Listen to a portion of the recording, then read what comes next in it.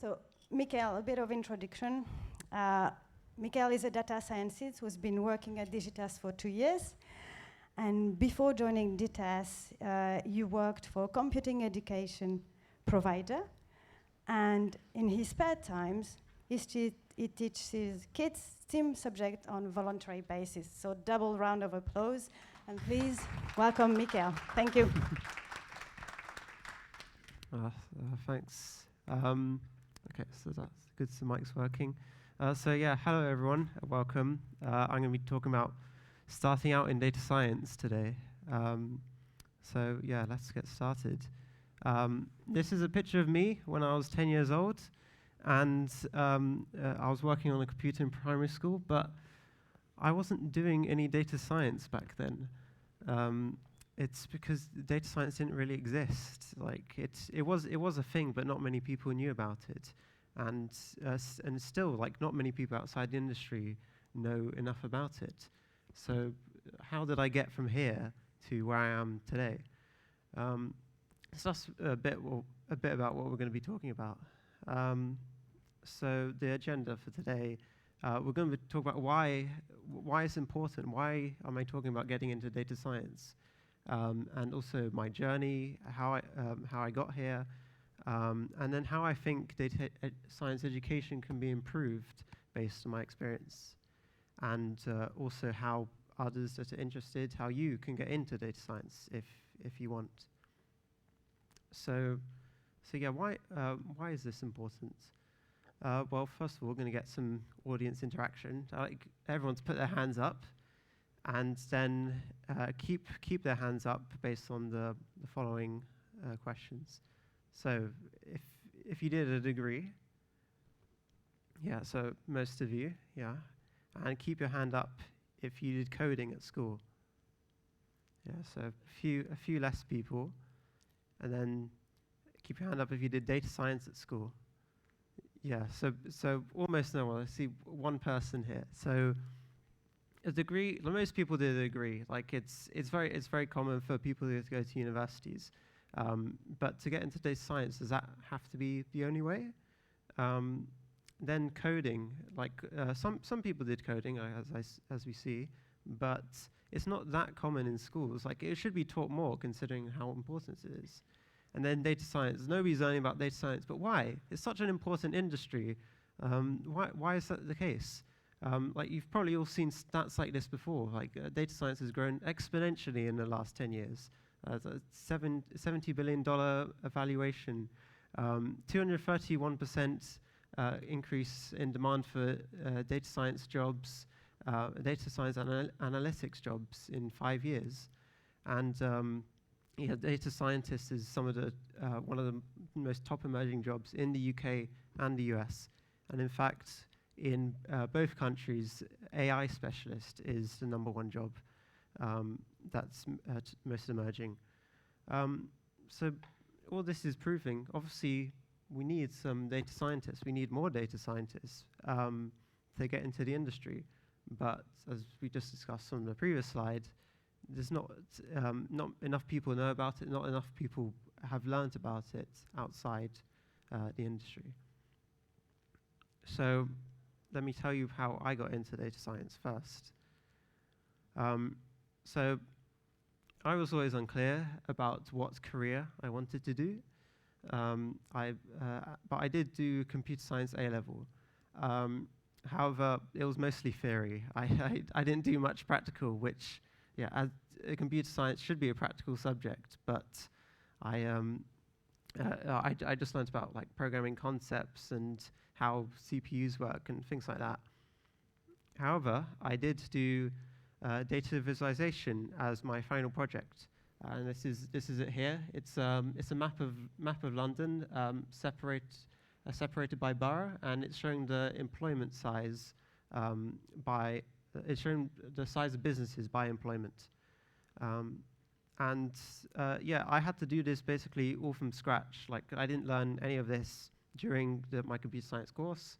I did all the visualization that you see, and JavaScript and CSS and HTML, some Python, SQL, all of that did myself. So it's not too complicated, but that's kind of why I started. I started getting interested into data because I liked creating visualizations like this.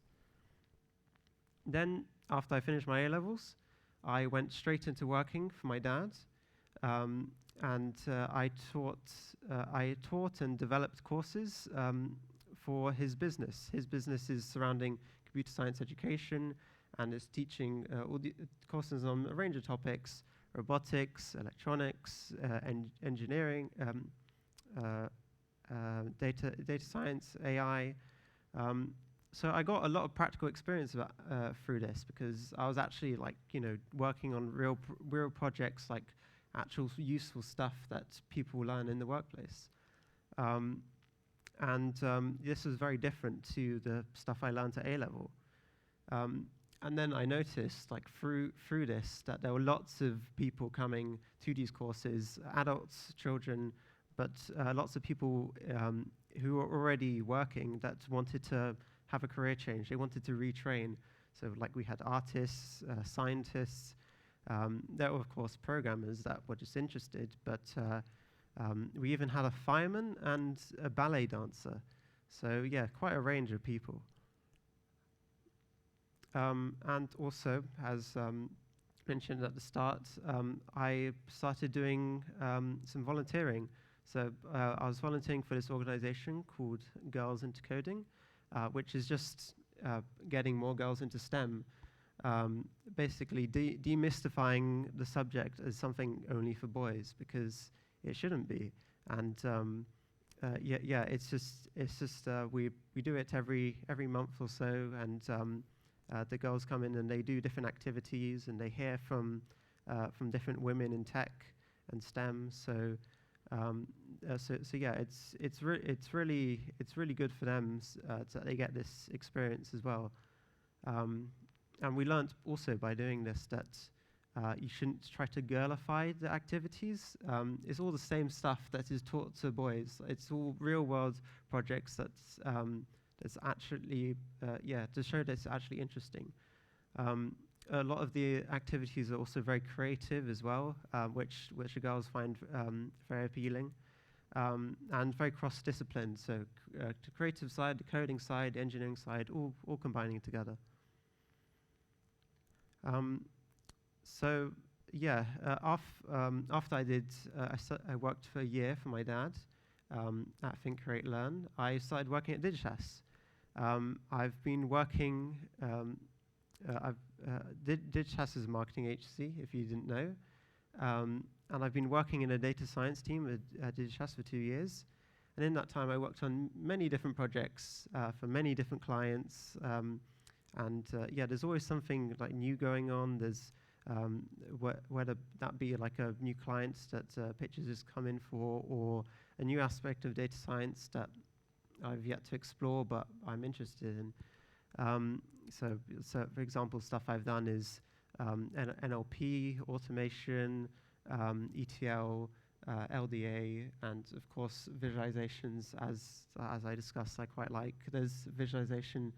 See here, it's using a model that examines emotions of customers, and then this flickering thing here on the screen. That's actually my first project that I did when I joined Digitas, which is a web scraping project. So getting all the data off this web page, so you can see it's scrolling very fast because it's automated. So it's trying to get everything there. And I've only just scratched the surface. I'm still a junior data scientist, so there's still way more to learn, which I'm sure you will know. But you may be wondering, how did I get into Digitas? Because I didn't mention I had a degree, so I just suddenly got a job there. Well, actually, the reason I got the job there is because I did an apprenticeship. Through the apprenticeship agency Multiverse, I got the job at Digitas. I had an interview, and then I started the apprenticeship alongside my job there. So what that meant was that I spent 20% of my time working on the apprenticeship, and 80% of my time doing normal work at Digitas as an employee. and yeah, this was a level 4 apprenticeship, and we covered many different topics like surrounding data analytics and data science, so and a bit of data engineering too. So yeah, this is like the basic outline of the course structure. There were a few exams and a final big project at the end, and also a portfolio that showcased all my work throughout the time that I spent on it. And then, once I was finishing the level 4 apprenticeship, I was offered to do level 5 and 6 apprenticeship.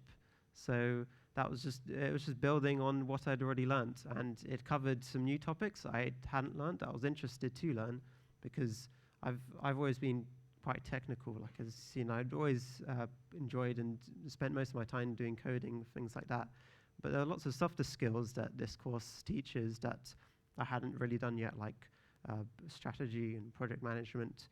So yeah, I've started doing that, and it's even partnered with universities. At the end, I get a degree, which is always a bonus. But for me, it's more about what you actually learn during the course, which is why I chose to do it. So, what are some challenges I faced during this whole process, this whole journey? So first of all, too much focus on theory. Like, as I said, it's like barely any coding. At schools, they just prioritize exams over everything. In fact, in GCSE computer science, which I didn't do personally, but they've now stopped doing the practical assessment, which doesn't make any sense at all. Like, it's just exams now. It should be going the other way. Then also, schools don't even consider that university might not be the right option. Obviously, like there's apprenticeships, and there are other options that students can do, and they don't guide students into an industry like data science. There's lots of other subjects they cover, but data science, as we discussed, is so important these days. But there's no mention of it in schools, or at least not very much. And then balancing work and learning, like throughout the apprenticeship, throughout any studies, balancing your work and learning can be difficult. I know I struggled with it, and I know other apprentices who struggled even more. So yeah, that's also very important. So how can we deal with some of these problems? So what about education? What can we do to improve education? Well, ICT. Remember ICT? So that's not, of course, not the only answer, but ICT is one of the things they can improve, because if you didn't know, they've actually got rid of ICT. Like I said, they do computer science now. But at first I thought, oh yeah, that's great. Computer science is a really interesting subject. It's good that they're doing it. Like, ICT wasn't very well implemented. But actually, I think about it more now, and computer science should be done alongside ICT. It shouldn't be one or the other. So, and why is that? It's because basic computer skills are not taught in computer science, but they are taught in ICT. For instance, Excel. I mean, who doesn't use Excel? Everybody uses Excel. So, it should be taught. Like, children should know how to use it. And then another thing. How many of you in the audience have had to be IT support for your friends and family? It's always the case. But if people did ICT, they would know how to do some of this stuff. Show them how their phones work. Show them how Excel works. How to set up a home network. So using a mouse and keyboard, even something as simple as that. You know, something as simple as doing animations on this presentation, or backing up your data. It's like people should back up their data. But they complain once their computer crashes and they've lost everything. So yeah, as I said, it wasn't very well implemented. So like a way to so there's some ways to get kids more interested in it. And you also have stuff like this. This is some art done in Excel, which looks pretty impressive. So, you know, it'll be fun to do stuff like this and get them some familiarity with the tool. And then what about data science, computer science, maths? So these are all practical subjects. Yeah, there's obviously theory to it, but they're practical subjects at heart. And to be honest, I think kids will have more fun with practical work. As we said before, the assessment should be getting more practical, not less. I mean, I'm sure none of you have to study for exams anymore, unless you're at university. But in the real working world, it's just actually practical work. It's experience that you need, not memorizing stuff. So let's say that in GCSE science they brought back the practical assessment. Well, before it wasn't very good anyway, because they locked you in a room, and then they, with no access to internet, and then they just told you to do the project. So I mean, everybody uses like Stack Overflow and Google in general to find out things and check codes and see what's gone wrong. So that isn't a reflective of the real world at all. There's also a 60-40 split between exams and practical generally, which it should be the other way around, to be honest, since practical work is so important. Then yeah, like I said, data isn't covered. It's so important. Schools don't touch it, but they consider stuff like knowing the difference between a stalactite and a stalagmite really important, something that every child should know. Sorry to any geography graduates in the audience. So yeah, more practical assessments with applied maths and stats. And to give an example of what could be done, here's a video of some eyes that track somebody's face. So there's a little camera you can see on the left in green, and that follows your face, and the eyes move to look at you.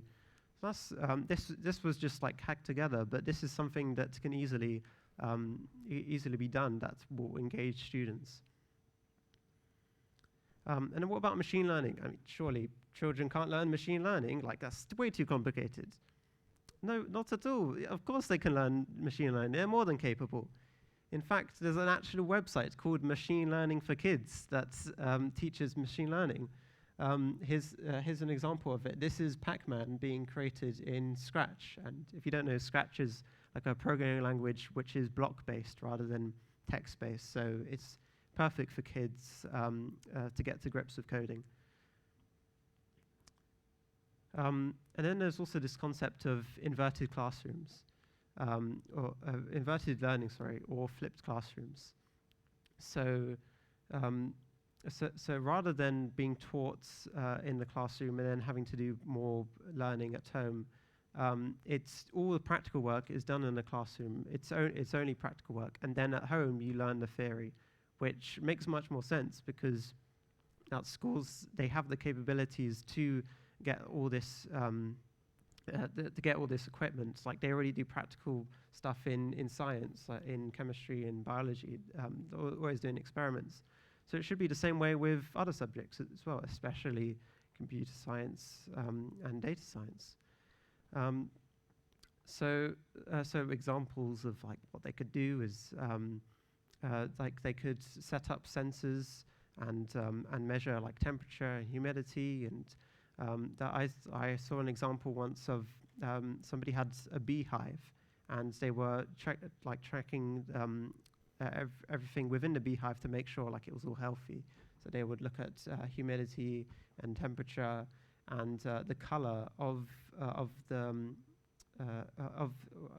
color inside the beehive, because that would determine how well the bee's doing. So to recap on that, what can schools do? Add data science to curriculum. I mean, at least add it to the to the computer science course. Like, it should be in there, considering how important it is. And then promoting a range of opportunities. Not everybody has to go to university. Employers these days want experience because so many people go to university. So they want to see, what projects have you done? What have you actually worked on? So whether you go to whether you go to university or not, like that's what they want to see the most.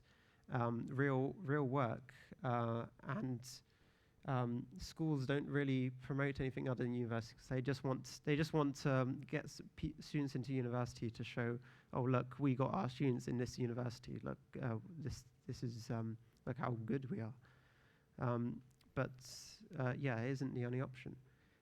And then using the resources available to make her work more applicable to the real world. So yeah, as you discussed, all these different projects that students can work on in the classroom, and then they can learn the theory elsewhere. The theory isn't the most important thing. And then finally, about the balancing work and learning. So Digitas have generally been pretty good at this, but as I mentioned, I had an 80-20 split. But some other apprentices in other companies didn't get this fair split. They were just overburdened with client work, for example. But yeah, it's not fair to do that to them. Employers need to make sure they're strict to these numbers. They don't get overburdened, and they have enough time for their learning, because otherwise, how are they going to complete their apprenticeship? How are they going to have enough time to do all this? And then something also I wanted to touch on was data literacy. So, because I think it's an important topic that isn't really known outside the industry. But with data becoming more and more prevalent, these are concepts that people will need to know, really, to keep informed. Like when you read the news, for example, like, oh, what's the R number? What do they keep going on about this R number? Or why is this graph better than this graph? It's like people should know this stuff so that when they read the news, for example, rather than just being fed all the information and told the conclusions they should come to, they can make their own conclusions. They can adopt the Bayesian method of thinking, and the news doesn't need to be dumbed down for them so much. It'll be better to be presented with all the facts and come to your own decision on what you believe. So, last topic: how do we get into data science? So, you don't need a PhD. You don't need to go to university anymore. There are other options. Like I said, employers like to see experience. So you can do apprenticeships. There's, of course, internships. You can go straight into work sometimes. And yeah, employers mostly want to see like actual projects you worked on. Like it doesn't matter if it's what it is. It's as long as it's something you're interested in, something you're passionate about. And then also there's many resources for you to learn how to code, and this should be alongside your projects. Like it's all right if you decide, okay, I'm going to do a project, I'm going to learn about this thing, but you don't know any coding. That's okay. You'll learn it as you go. You start doing a project, you find something you're interested in, find some data you're interested in, and you just get cracking with it. And you can learn the code as you go. There's resources like Code Academy or Data Camp, for instance, where you can learn Python, R, whatever language, understanding all these concepts as you go through. And it's just that's the most important thing. Create a small portfolio of projects, and it's just practice. You probably hear all the time, practice makes perfect. And like failure is a part of learning. You'll always hear that. But it's true. There's some truth to it. It's like you just like get stuck in. Don't worry about how it's going to go, and you'll learn much more by doing than by reading from a book or just watching tutorials, for instance. It needs to be alongside that practical element. So programming is frustrating, but it's very rewarding. Because there's so much out there. Like, if you don't know where to start, let's go to Kaggle. It's a website. They have all these competitions and data sets that you can get involved in. There's all sorts of data sets on there, and you can just go and join, either join a competition or get started with something like the Titanic data set, which is what most people start with, and they can get going with some machine learning or like just exploratory data analysis.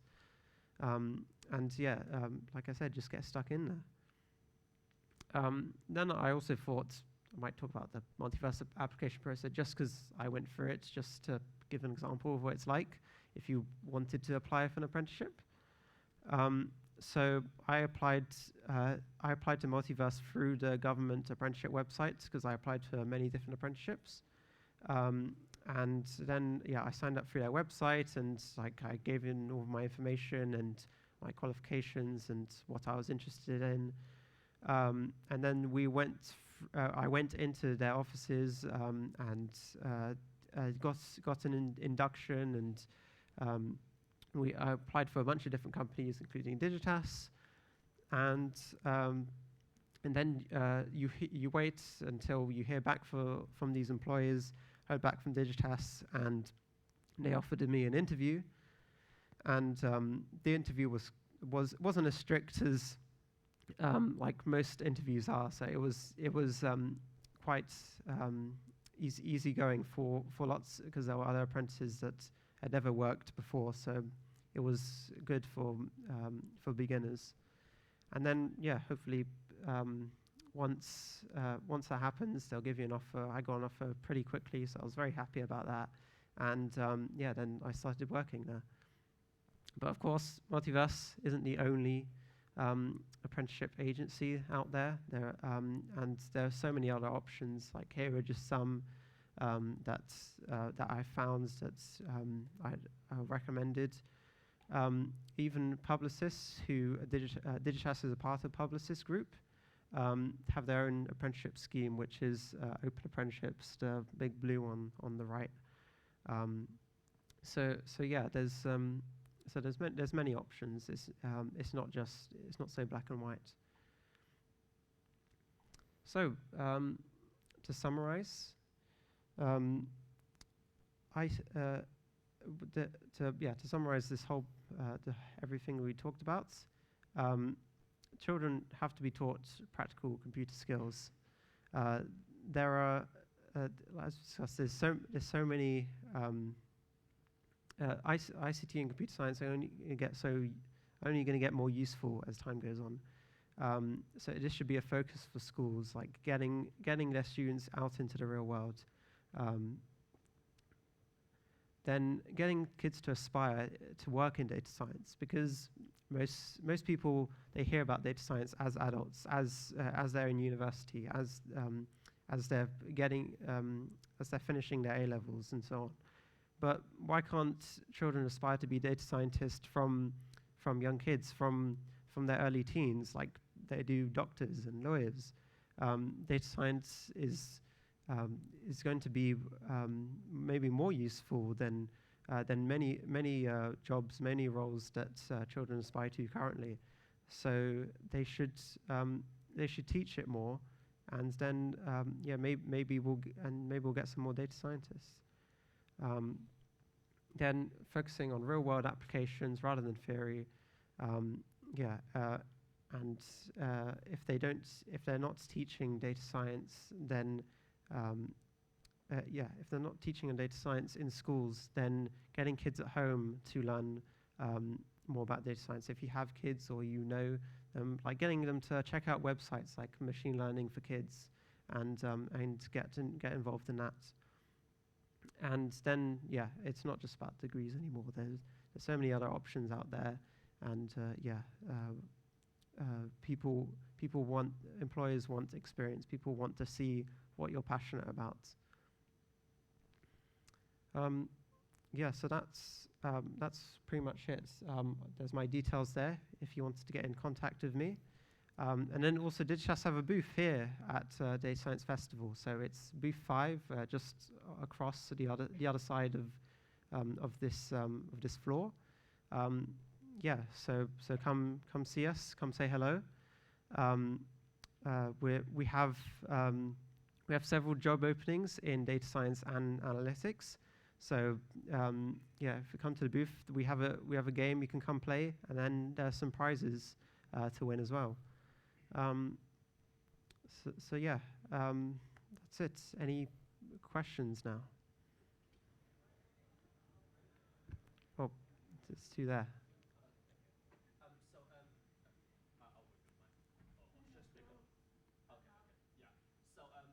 First of all, thank you for your talk.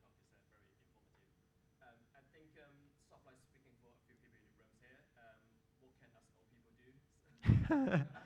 Well, Yeah, and then that's a follow-up question as well.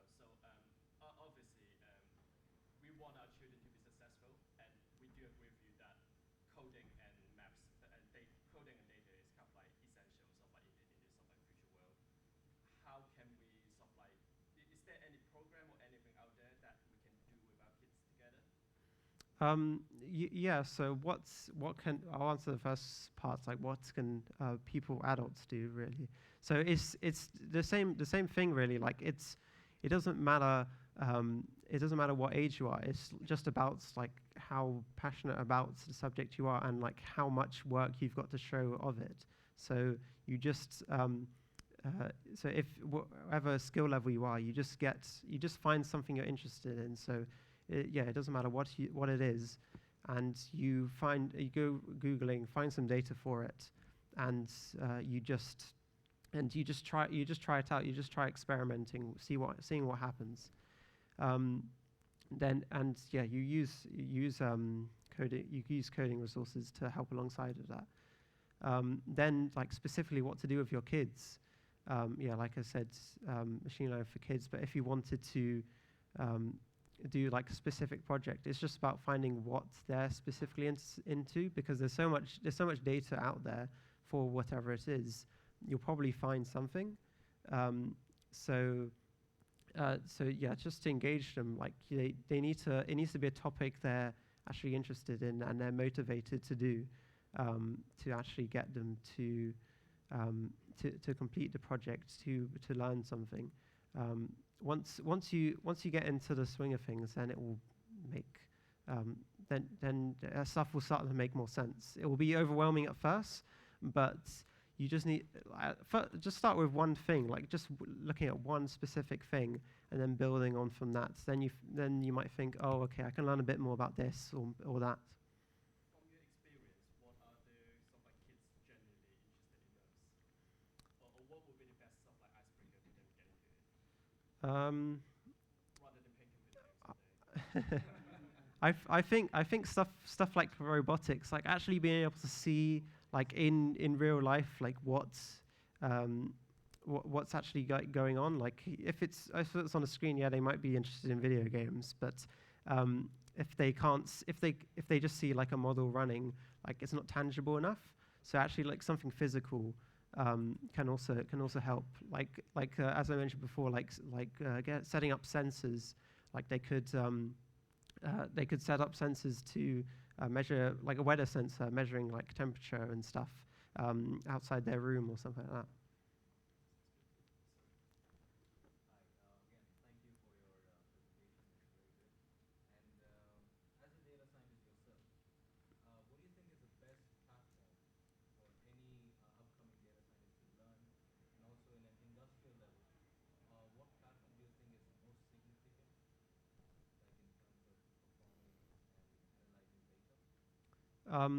So it's not necessarily like a platform itself, because like whether you use Google Cloud or AWS or Azure or whatever, it's all the skills I guess are transferable. Like it depends like what company you work for. It's more about like what language you're doing, like what project you're working on. You can do all this stuff on your local machine.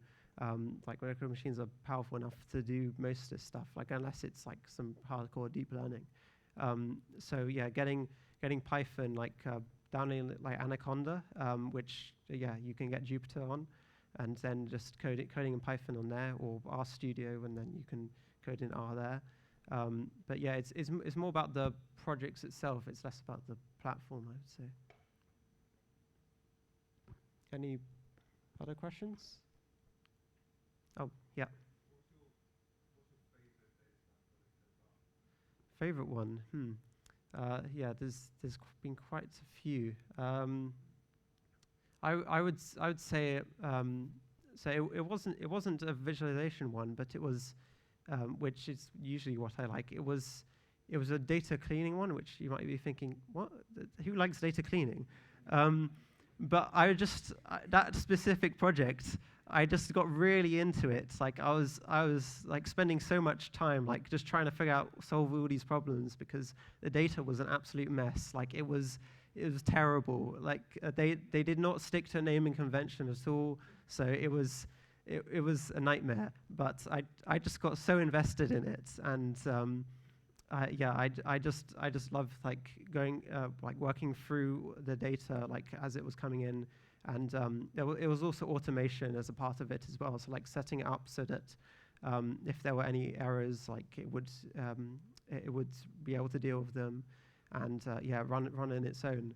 And there was still more I wanted to add to it. Like even though I was told, okay, no, the project's finished now, I still wanted to do more, but alas, I couldn't. Yes. And you mentioned having done a couple of visualization projects with lots of different pieces of code.